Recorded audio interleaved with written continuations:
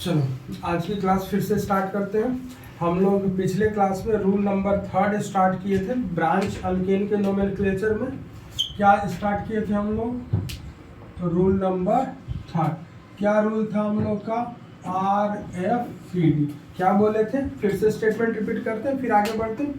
Rule क्या था बेटा कि अगर कोई ऐसा क्वेश्चन मिले जहाँ पे मेन चेन पे एक से ज़्यादा सब्स्टिट्यूएंट हो, हर बार तो एक ही सब्स्टिट्यूएंट वाला क्वेश्चन थोड़ी आएगा। मान लो 2-3 सब्स्टिट्यूएंट है तो फिर नंबरिंग कैसे करना? क्या स्टेटमेंट बोले थे? If there are more than one substituent then for the numbering of the main chain we adopt the rule of first point of difference. According to this rule, numbering from that terminal will be valid, which gives lower locant number at the first point of difference। क्या बोला थे rule में? Lower locant number at the first point of difference, at the first point of difference।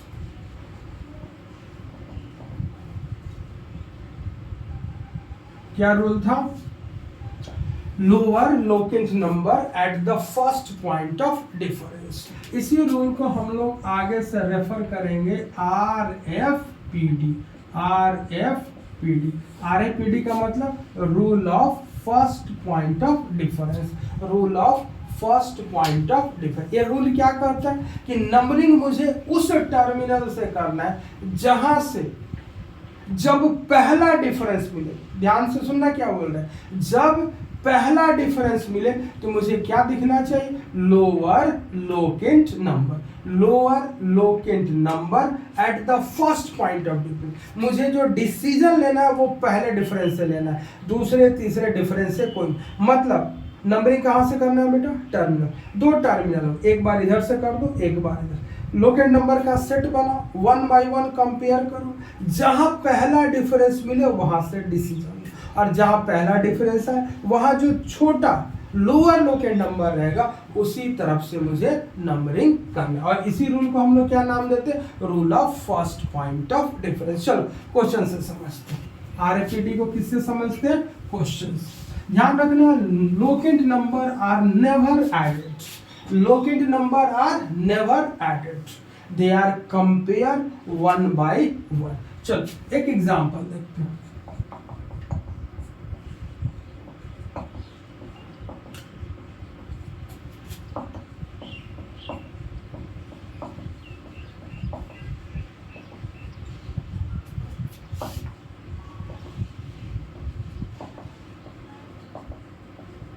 एक छोटा सा example देखो तो। Question किसका है? ब्रांच का। टर्मिनल की तो झड़ी है 1 2 3 4 5 टर्मिनल। पहला रूल लगाएंगे, select the longest continuous as the main chain. देखो तो इस टर्मिनल से लेके इस टर्मिनल तक अगर हम चले, ठीक, देखो तो कितने कार्बन?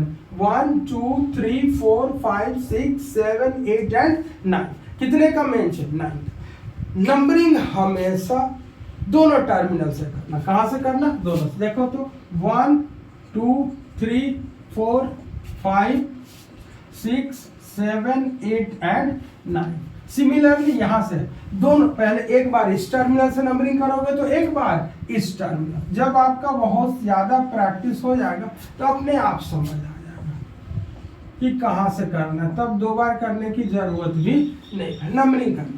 अब देखो सब्स्टिट्यूएंट कहाँ दिख रहा है? ऐसे किए मतलब हम इधर से इधर जा रहे हैं, लेफ्ट टू राइट। सब्स्टिट्यूएंट कहाँ दिख रहा है? 2 नंबर। फिर कहाँ दिखा? 6 नंबर। फिर कहाँ दिखा? 7 नंबर। अब देखो एक बार कहाँ से वापस आओ? इस टर्मिनल से। देखो तो सब्स्टिट्यूएंट कहाँ दिख रहा है? 1 2 3 पे दिखा और 4 पे दिखा। सब्स्टिट्यूएंट कहाँ दिख रहा? 3 4। और कहाँ दिखा? 8 पे। इधर से कहाँ दिखा? 2 पे 6 पे एंड 7। क्या लिखेंगे? 3 4 और फाइनली 8। देखो लोकेंट नंबर को हमेशा इंक्रीजिंग ऑर्डर में लिखते हैं। किस ऑर्डर में लिखते हैं? इंक्रीजिंग, क्योंकि उससे कंपेयर करना आसान। देखो तो अगर मैं इधर से चला तो पहला लोकेट नंबर क्या है 2, अगर मैं उधर से चला तो पहला लोकेट नंबर क्या है 3, तो 2 और 3 का कंपैरिजन करने का तरीका समझ, जो पहला लोकेट नंबर है उधर से जो पहला लोकेट नंबर है उसका कंपेयर। क्या ये दोनों सेम है? No sir. क्या डिफरेंस मिल गया? हाँ सर। अगर डिफरेंस यहाँ मिल गया तो इसके आगे देखने की जरूरत नहीं, न तो यहाँ देखने की जरूरत न तो यहाँ, जहां पहला डिफरेंस मिल गया डिसीजन वहीं से लेना। अब बता लोअर लोकेट नंबर 2 होगा कि 3 होगा? ऑब्वियस 2 होगा, यानी कि ये सही रूट होगा और ये गलत, यानी नंबरिंग 2 6 7 ही सही, यानी नंबरिंग किधर से सही आ गया? इधर से सही हो गया, और इधर से जो नंबरिंग किए थे वो मेरा गलत आया। क्या इतना बात समझ? ठीक। अब बारी आई नाम लिखने की। अब नंबरिंग समझ आ गया, मेन चेन ले ली, नंबरिंग, अब नाम लिखना। ध्यान से सुनो, अगर देखो ध्यान से क्वेश्चन, मिथाइल मिथाइल और मिथाइल लिखना। अगर एक ही तरह का सब्स्टिट्यूएंट एक से ज्यादा बार आता है तो हम लोग उसके लिए मल्टीप्लाइंग प्रीफिक्स का यूज करते हैं। लिखो तो स्टेटमेंट, देखो, if the same substituent appears more than one time, if the same substituent appears more than one time, then to indicate their number,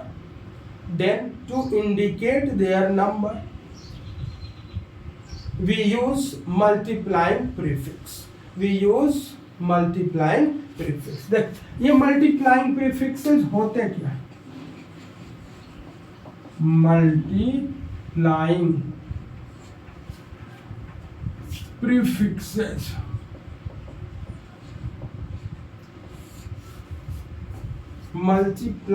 prefixes देख, अगर 2 बार आया तो हम लोग लिखेंगे डाई, 3 बार आया तो ट्राई, 4 बार आया तो टेट्रा, 5 बार आया तो पेंटा, 6 बार आया तो हेक्सा एंड मेनी। समझ आया? अगर सेम सब्स्टिट्यूएंट 2 बार आया तो डाई, 3 बार आया तो ट्राई, 4 बार आया तो टेट्रा, 5 बार आया तो पेंटा, 6 बार आया तो हेक्सा। चल, इनको बोलते हैं हम लोग मल्टीप्लाइंग प्रीफिक्सेस। क्या बोलते हैं? Multiplying prefix. ये बताता है मल्टीप्लिसिटी ऑफ द सब्स्टिट्यूएंट के बारे में। किसके बारे में बताता है? मल्टीप्लिसिटी ऑफ द सब्स्टिट्यूएंट, मतलब वो सब्स्टिट्यूएंट कितनी बार है। The same substituent appears how many times? 2 times di, 3 times tri, 4 times tetra, 5 times penta, 6 times hexa. चलो अब नाम लिखते हैं। नाम लिखने का वही rule, first write the locate number then give her dash. देखो तो लोकेट नंबर कौन सा यूज होगा? 2 6 और 7, तो लिखेंगे 2 6 7 डैश। मिथाइल कितनी बार है? 3 बार, तो क्या लिखेंगे? Tri methyl. अब देख, मेन चेन में कितना कार्बन? 9, तो 9 आते ही बेस नेम क्या लिखेंगे? बता चुके, नो नेम। क्या लिखेंगे? No name. Tri methyl no name. 2 6 7 tri methyl no name. 2 6 7 tri methyl no name. चलो एक और एग्जांपल देखते हैं, कॉपी करो।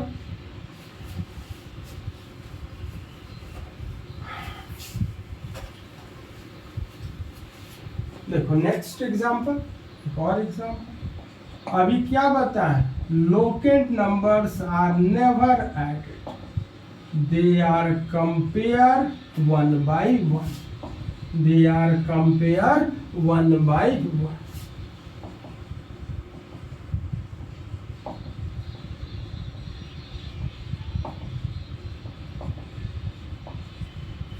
ठीक, चल इसी के नेम देखो तो मेन चेन तो ऑब्वियस दिखेगा।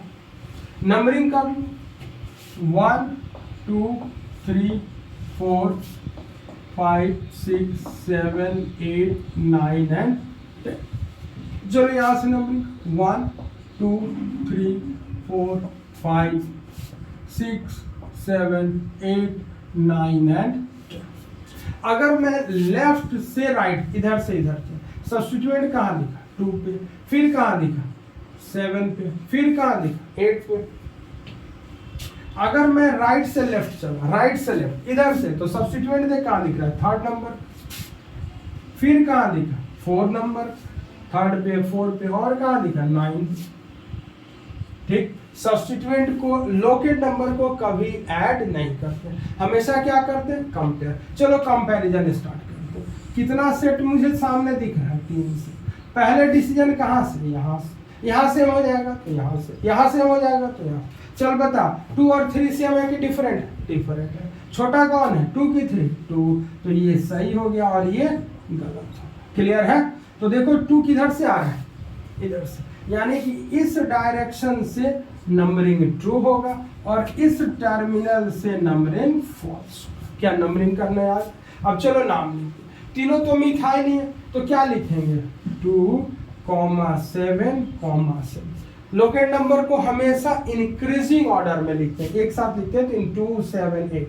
फिर क्या लिखेंगे ट्राई मिथाइल। मेन चेन में कितना कार्बन 10 कार्बन के लिए क्या लिखेंगे डेकेन, और कोई गैप नहीं देते, मिथाइल और डेकेन के बीच में कोई गैप नहीं, तो कंप्लीट नेम क्या आ गया 278 ट्राई मिथाइल डेकेन। कॉपी कीजिए।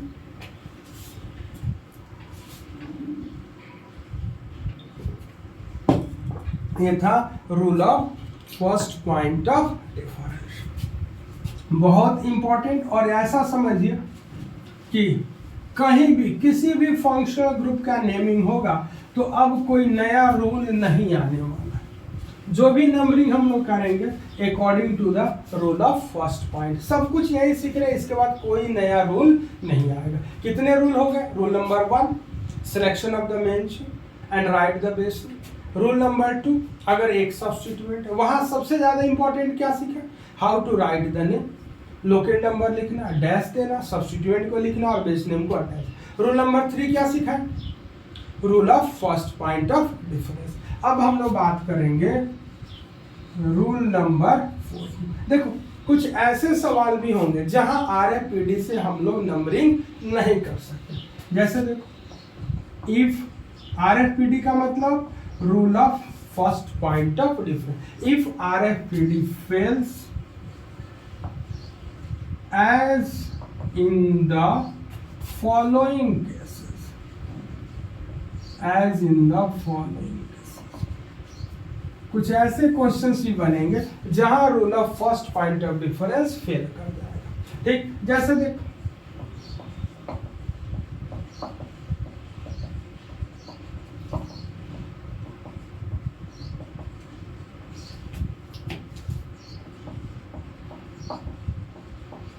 ठीक है। चलो इसी की नेमिंग करते हैं। चलो rule number 1 step by step select the main chain. देखो तो 1 2 3 4 5 एंड 6, 1 2 3 4 5 एंड 6, 1 2 3 4 5, 1 2 3 4 5 एंड 6। क्या मेन चेन का सिलेक्शन हो।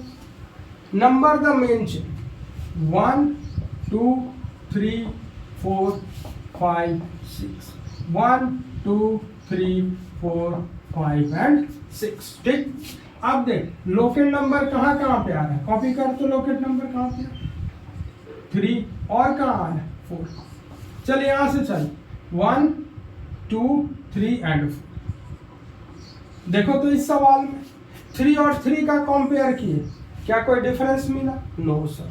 जब यहाँ डिफरेंस नहीं मिला अगले सेट पे चल 4 और 4 में कंपेयर किए, कोई डिफरेंस। तो ऐसे सवाल में जहां लोकेंट नंबर में ध्यान रखना पहले कौन सा रूल और बाद में कौन सा। पहले आता है RFPD, पहले आता है RFPD, बाकी रूल्स इसके बाद में। ध्यान रखना मैंने क्या बोला, पहली priority rule of first point of view, next rule जो आएंगे उनकी प्रायोरिटी इसके बाद। ये नहीं कि वो रूल पहले टपकता है, पहले इसको यूज कर, इससे डिसीजन नहीं होगा तब अदर्स रूल अप्लाई करें। देखो ऐसे सवाल जहां पे rule of first point of difference से डिसीजन ना हो पाए, हम लोग डिसीजन लेंगे on the basis of alphabetical order of priority. किसके बेसिस पे डिसीजन लेंगे, अल्फाबेटिकल ऑर्डर ऑफ प्रायोरिटी। चलो लिखो स्टेटमेंट में, लिखो if RFPD is not applicable. If RFPD is not applicable, in such problems, decision will be taken on the basis of alphabetical order of priority. Alphabetical order of priority. Full stop. अब समझ, alphabetical order of priority का ये मतलब है कि जो English की dictionary में पहले आएगा उसको प्रायोरिटी देना. प्रायोरिटी देने का क्या मतलब होता है? उसको लोअर लोकेट नंबर देना. मतलब समझ आया मैंने क्या बोला? जो अल्फाबेटिकल ऑर्डर में इंग्लिश डिक्शनरी में पहले आएगा उसको प्रायोरिटी देना. प्रायोरिटी देने का मतलब होता है उसको लोअर लोकेट नंबर देना. क्लियर है? तो चलो अब बताओ, CH3 को क्या लिखोगे? मिथाइल. C2H5 को क्या लिखोगे? इथाइल. बताओ फर्स्ट लेटर क्या है? M. फर्स्ट लेटर क्या है? E. तो E और M में इंग्लिश डिक्शनरी में पहले कौन आएगा सर? E. तो यानी कि E को प्रायोरिटी देना. किसको प्रायोरिटी देना? E को. यानी इथाइल को प्रायोरिटी देना. प्रायोरिटी देने का मतलब उसको लोअर लोकेट नंबर, यानी इथाइल की नंबरिंग करते समय इथाइल को लोअर लोकेट नंबर देते हुए हम लोग नंबरिंग करेंगे. चलो चेक करो इथाइल का. अब इथाइल पे सारा यहां से चले 1 2 3 4. इथाइल कहाँ आ रहा है? 4 नंबर पे. चलो यहां से चले 1 2 3. तो इथाइल कहाँ आ रहा है? एक साइड से चले तो 4 पे और दूसरी साइड से इथाइल 3 पे. तो इथाइल थर्ड पे कहाँ से आ रहा है? यहाँ से देखो 1 2 थर्ड पे आ रहा है. यानी कि ये वाला नंबरिंग सही और ये वाला नंबरिंग गलत. क्या लॉजिक समझ आया? हमने क्या किया? इथाइल का लोकेट नंबर नोट डाउन किया. यहाँ से चले तो इथाइल कितने नंबर पे? 4 नंबर पे. किधर चले थे? इधर से. इधर से चले तो इथाइल कितने नंबर पे? 3 नंबर पे. तो ये वाला वैलिड होगा और ये अनवैलिड. क्लियर है? तो थर्ड पे इथाइल किधर से आ रहा है? इधर से. तो हम लोग ये वाला लोकेट नंबर फॉलो, यानी numbering will be valid from this terminal. इधर से नंबरिंग नहीं. क्लियर है? अगर RFPD से डिसीजन नहीं होगा, decision will be taken on the basis of alphabetical order of priority. Alphabetically जो पहले आएगा उसको प्रायोरिटी देते हुए नंबरिंग. प्रायोरिटी देने का मतलब उसको लोअर लोकेट नंबर देना, यानी इथाइल को लोअर लोकेट नंबर देना. तो 3 और 4 में से लोअर कौन होगा? 3. तो हम इथाइल को 3 देंगे और मिथाइल को 4 देंगे. अब जज करेंगे कि 3 इथाइल किधर से पॉसिबल? सर इस टर्मिनल से, यानी कि नंबरिंग इस टर्मिनल से. क्लियर है? चलो अब एक चीज यहीं समझो. सब्स्टिट्यूएंट, ये सारे तो क्या है बेटा? सब्स्टिट्यूएंट का नाम हमेशा अल्फाबेटिकल ऑर्डर में लिखते हैं. किस ऑर्डर में लिखते हैं? Alphabetical order. दूसरी बात, जब अल्फाबेटिकल ऑर्डर का डिसीजन करेंगे तो जो मल्टीप्लाइंग प्रीफिक्सेस, जो हाइफनेटेड प्रीफिक्सेस है, इनको कंसीडर नहीं करेंगे. लिख. The names of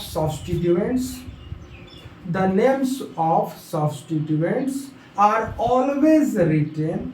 The names of substituents are always written according to the alphabetical order of priority. ठीक? In deciding alphabetical order, the multiplying prefixes and hyphenated prefixes are not considered. First, substituent का नाम किस order में लिखना है? Alphabetical order में. Alphabetical order decide करते समय मल्टीप्लाइंग प्रीफिक्स और हाइफनेटेड प्रीफिक्स को कंसीडर नहीं करना. ठीक है? मल्टीप्लाइंग प्रीफिक्स अभी बताएं. क्या क्या बताएं? डाई हो गया, ट्राई हो गया, टेट्रा हो गया. इनको कंसीडर नहीं करना. ठीक? और किसको नहीं करना? Hyphenated prefix. हाइफनेटेड प्रीफिक्स कौन होता है? नॉर्मल, आइसो, और कौन सा आएगा? सेकेंडरी और कौन सा आएगा, टर्शियरी। इनको बोलते हैं हाइफनेटेड प्रीफिक्स। हाइफनेटेड प्रीफिक्स मतलब वैसा प्रीफिक्स जिसके और सब्स्टिट्यूएंट के नेम के बीच में हाइफन आए, डैश। जैसे याद करो, आइसोप्रोपाइल ऐसा लिखते थे, तो यहाँ एक डैश आ रहा है, तो यहाँ आई को कंसीडर नहीं करेंगे, पी को। मान लो मैंने लिख दिया एन प्रोपाइल कहेंगे, तो हम एन को कंसीडर नहीं करेंगे, पी को कंसीडर। इसको बोलते हैं हाइफनेटेड प्रीफिक्स। हाइफनेटेड प्रीफिक्स आपके काम के चार ही होंगे, एक नॉर्मल, एक आइसो, एक सेकेंडरी एंड टर्शियरी। इनको कंसीडर नहीं कर। मान लो कहीं पे ऐसे लिखा हुआ सेकेंडरी ब्यूटेन लिखा हुआ है ना, तो देख बी को कंसीडर करोगे, इसको कंसीडर नहीं। क्लियर है? चलो आगे बढ़ते। अब इसका नाम ही लिख लेते हैं। सब्स्टिट्यूएंट का नाम हमेशा किस ऑर्डर में लिखना है, अल्फाबेटिकल ऑर्डर। तो यहाँ सब्स्टिट्यूएंट दो है, एक है इथाइल और एक है मिथाइल। तो क्या लिखेंगे, 3 ethyl dash 4 methyl. Main chain में कितना कार्बन, 6 कार्बन के लिए क्या लिखोगे, हेक्सेन। क्या लिखोगे, हेक्सेन। ये रहा कंप्लीट। और ये था रूल नंबर 4। चलो रूल नंबर 5 देखो। रूल नंबर 5 देख बेटा, ऐसे भी सवाल आपके सामने आएंगे जहां पे आपको जो क्वेश्चन दिया होगा उसमें जो कार्बन का चेन है ना, वो बहुत सारे डायरेक्शन से आपको सेम नंबर मिले। जैसे क्वेश्चन से समझ, फिर लैंग्वेज। मान लो एक सवाल आ गया,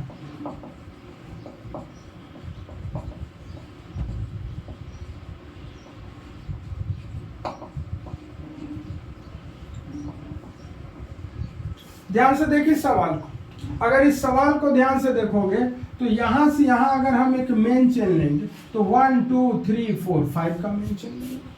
ठीक, देखो इसी सवाल को हम दोबारा लिख रहे हैं।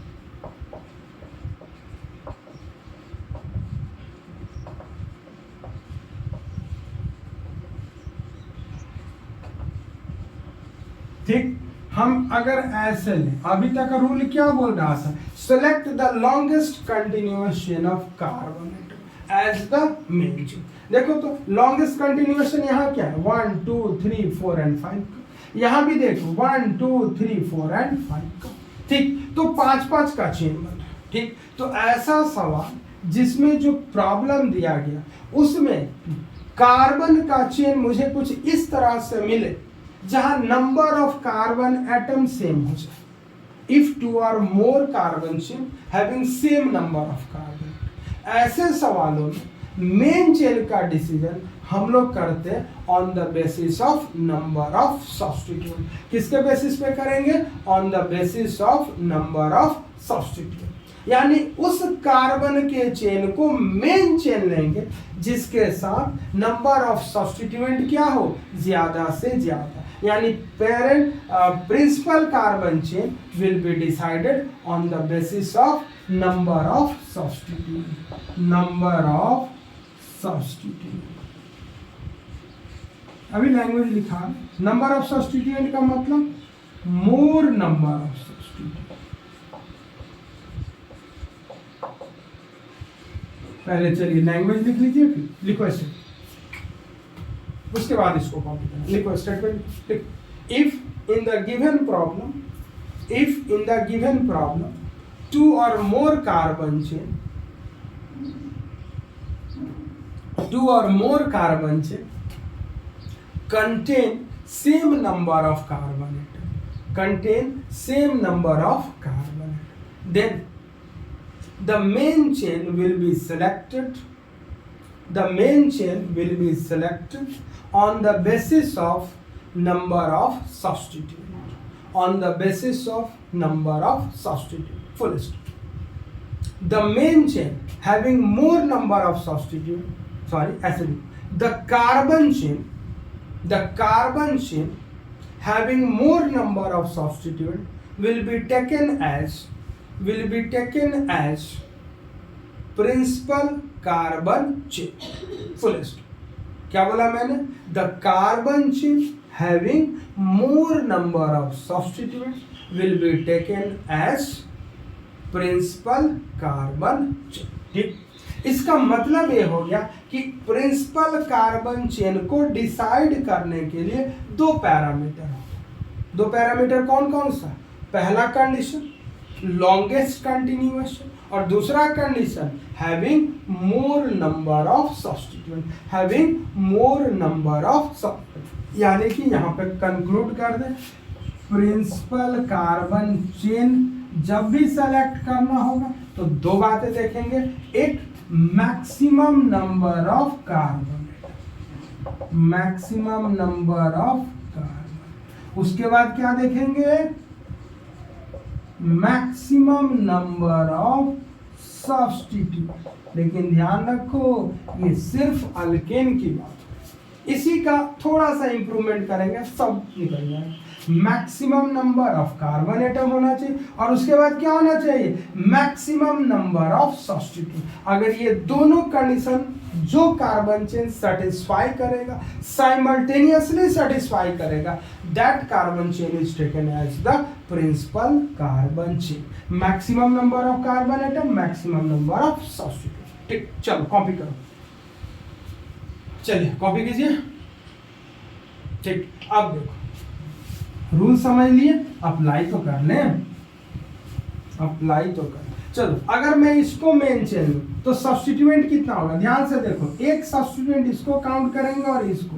देखो कुछ लोग कंफ्यूज हो जाएंगे, बोलेंगे सर दो सब्स्टिट्यूएंट है। नहीं, रूल समझ।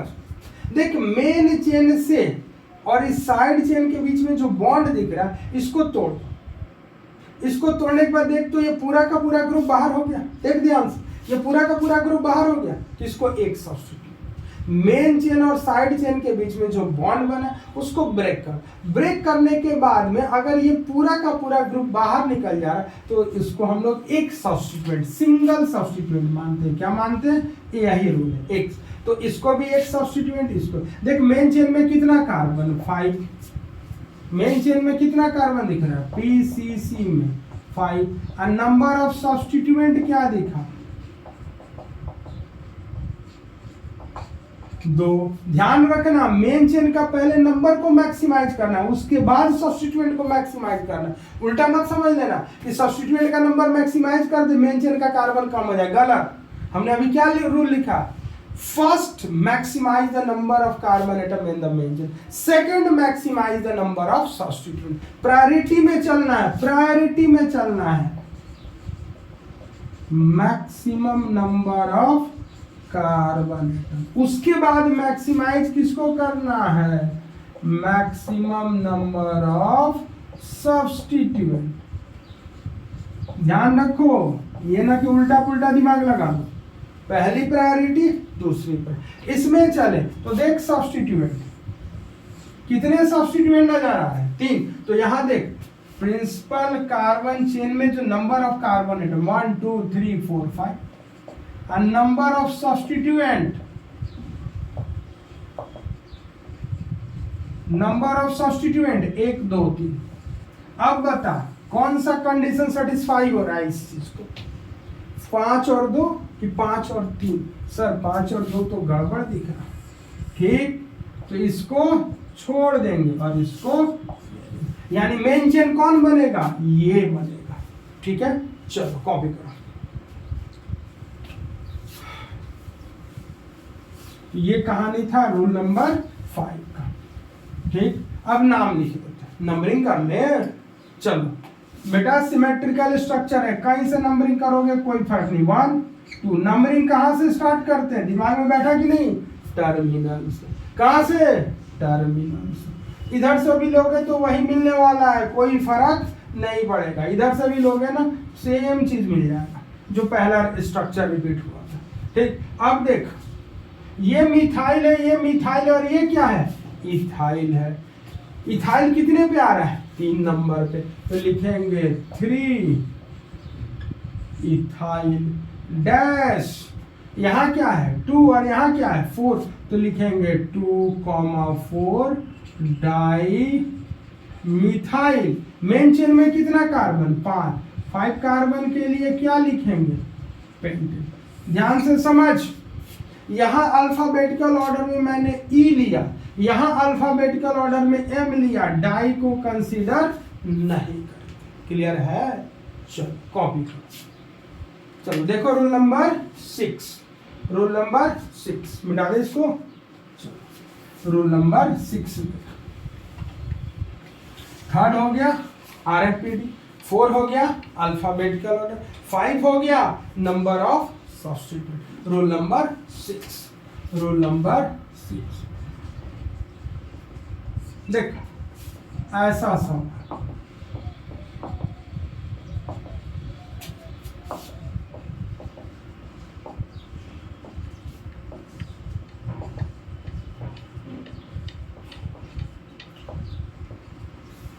देख बेटा ध्यान से, अगर हम मेन चेन ले तो क्या होगा 1 2 3 4 5 6 1 2 3 4 5 6 1 2 3 4 5 6 7। तो ये रहा मेरा मेन। पहले एग्जांपल से समझ फिर रूल लिखा। देख ध्यान से देख, ये मेन चेन से जुड़ा सब्स्टिट्यूएंट। देख अगर जो सब्स्टिट्यूएंट है ना इसके अंदर ब्रांच हो, इसके अंदर क्या आ जाता है, अभी तक आपने जो सब्स्टिट्यूएंट नॉर्मल देखा था मिथाइल इथाइल प्रोपाइल, उन सारे सब्स्टिट्यूएंट की एक खासियत था कि वहां टर्मिनल एक ही होता है। ध्यान से देखना, मिथाइल इथाइल प्रोपाइल ब्यूटाइल सबको लिख के देख, सब में टर्मिनल एक होगा सब्स्टिट्यूएंट के अंदर। लेकिन देख अगर सब्स्टिट्यूएंट के अंदर 2 या 2 से ज्यादा टर्मिनल दिखे, जैसे अभी देखो ना मिथाइल था, तो ध्यान से देख ये सब्स्टिट्यूएंट था ना, तो इसमें तो एक ही टर्मिनल था। मान ले एक और BC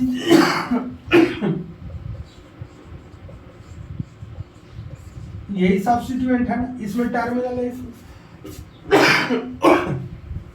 तो अगर सब्स्टिट्यूएंट के अंदर एक ही टर्मिनल है तो ये सिंपल सब्स्टिट्यूएंट होता है। अगर सब्स्टिट्यूएंट के अंदर एक से ज्यादा टर्मिनल दिखे, यहाँ कितना टर्मिनल दिख रहा है 2 टर्मिनल, तो इसको बोलते हैं कि सब्स्टिट्यूएंट इज इटसेल्फ सब्स्टिट्यूटेड। क्या बोलते हैं? Substituent is itself substituted. और इसका नाम हम ब्रैकेट में लिखते हैं। इसका नाम कहाँ लिखते हैं? ब्रैकेट में। पहचानने का तरीका यहां से कंपेयर कर, देख इस सब्स्टिट्यूएंट में एक टर्मिनल, इस सब्स्टिट्यूएंट में भी एक टर्मिनल, टर्मिनल जहां पे चेन खत्म हो जाए। लेकिन एक ऐसा सब्स्टिट्यूएंट जिसमें एक से ज्यादा टर्मिनल 2 3 4 दिखे, तो इस तरह के जो सब्स्टिट्यूएंट होते हैं इनका नाम हम लोग ब्रैकेट में लिखते हैं, और इसको हम लोग लैंग्वेज में बोलते हैं। लिखो लैंग्वेज, लिखो लैंग्वेज।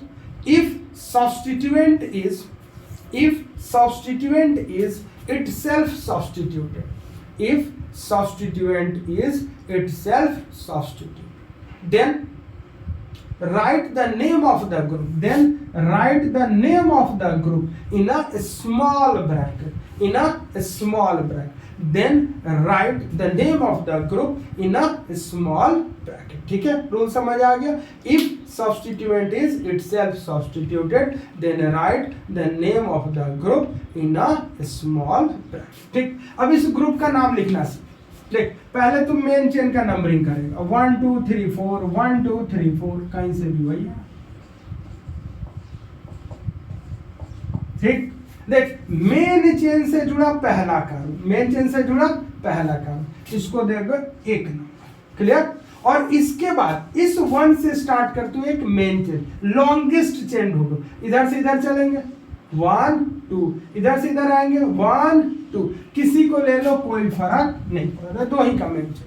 ठीक, अब देख क्या कर 1 पे क्या दिख रहा है CH3, तो 1 पे CH3 दिख रहा है तो लिखेंगे 1 मीथ। यहां मेन चेन में कितना कार्बन है 2, तो 2 का अल्काइल सोचना है। क्या सोचना है? अल्काइल। तो 2 कार्बन का अल्काइल क्या होता है? 1 कार्बन का अल्काइल मिथाइल, 2 कार्बन का अल्काइल इथाइल, तो लिखेंगे क्या? इथाइल, 1 मिथाइल इथाइल, और इसको देंगे ब्रैकेट में क्लोज।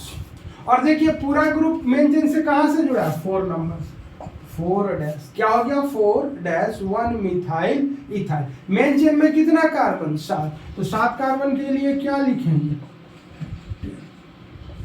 ये रहा कंप्लीट। नहीं, ध्यान से सुनो, ये अंदर वाला जो लिखना है ना समझ आए गुड, ना समझ आए वेरी गुड, कोई दिक्कत वाली बात नहीं, क्योंकि इसमें मैं बहुत ज्यादा डिटेल में अल्काइल ग्रुप के अंदर काम करूंगा। बहुत सारे क्वेश्चन इस तरह के हम लोग करेंगे under the heading of alkyl group, इसलिए वो टेंशन नहीं है, ये टेंशन वाली बात। सिर्फ आपको ये दिमाग लगा के पहचान लेना कि ये जो है ये नॉर्मल टाइप के सब्स्टिट्यूएंट, अगर सब्स्टिट्यूएंट के अंदर दो या दो से ज्यादा टर्मिनल दिख गया तो इस तरह के ग्रुप, इस तरह के सब्स्टिट्यूएंट का नाम ब्रैकेट में लिखते हैं। बस इतना दिमाग लगा कि आप इसको पहचान लो कि कौन ऐसा ग्रुप है जिसको ब्रैकेट में लिखना है। जहां टर्मिनल एक है उसका नाम ब्रैकेट में नहीं लिखना है, लेकिन जहां सब्स्टिट्यूएंट के अंदर 2 3 4 टर्मिनल का केस है वैसे ग्रुप का नाम ब्रैकेट में। यही रूल नंबर 6 है कि ऐसे ग्रुप का नाम ब्रैकेट में लिखना है। ठीक है, स्टेटमेंट चेक कर लो। If substituent is itself substituted then write the name of the group in a small bracket. बस ठीक है, चलो नेक्स्ट देखो रूल नंबर 7।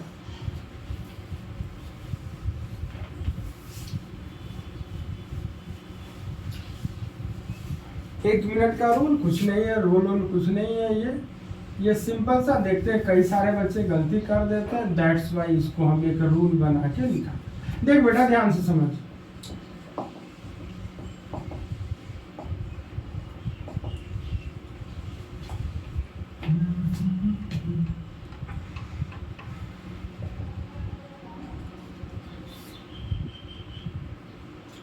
मान ले यहाँ मैंने एक CH3 लगा दी और यहाँ एक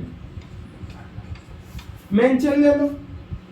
1 2 3 4 5 1 2 3 4 5 एंड 6 1 2 3 4 5 ये दोनों तो आइडेंटिकल है, किसी को मेन चेन ले ली। नंबरिंग का 1 2 3 4 1 2 3 1 2 3 4 5 and 6।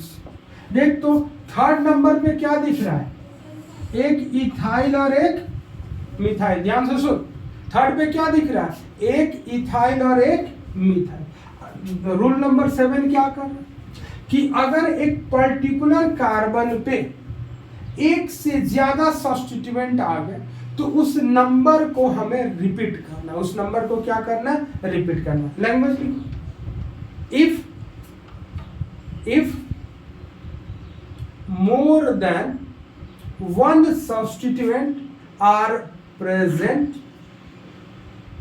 on the same carbon atom, then the number of the carbon atom will be repeated. Then the number of carbon atom will be repeated. ध्यान से सुनो, ये रिपीटेशन का रूल ये कहता है कि जितनी बार इस पे सब्स्टिट्यूएंट होगा उतनी बार इस नंबर को क्या करना है, रिपीट करना है। उतनी बार इस नंबर को क्या करना है, रिपीट करना। जैसे समझ 3 पे क्या दिख रहा है, मिथाइल भी और इथाइल भी, तो नाम कैसे लिखते हैं, बेसिक फंडामेंटल। सब्स्टिट्यूएंट का नाम कैसे लिखना है, अल्फाबेटिकल ऑर्डर में। और ये 3 नंबर को कितनी बार रिपीट करना है, सब्स्टिट्यूएंट कितनी बार दिख रहा है, 2 बार, तो रिपीट कितनी बार करेंगे, 2 बार। अगर 3 बार दिखता है तो 3 बार। ठीक है, देखो कैसे लिखा, थर्ड पे क्या दिखा, इथाइल, फिर थर्ड पे ही क्या दिखा, मिथाइल, 3 इथाइल 3 मिथाइल, और 1 2 3 4 5 6 6 का मेन चेन, तो मेन चेन के लिए क्या लिखेंगे, चलो आज के लिए इतना ही, फिर अगली क्लास में मिलेंगे जहां पे हम लोग कुछ और नया सीखेंगे। चलो ठीक है, कॉपी कर।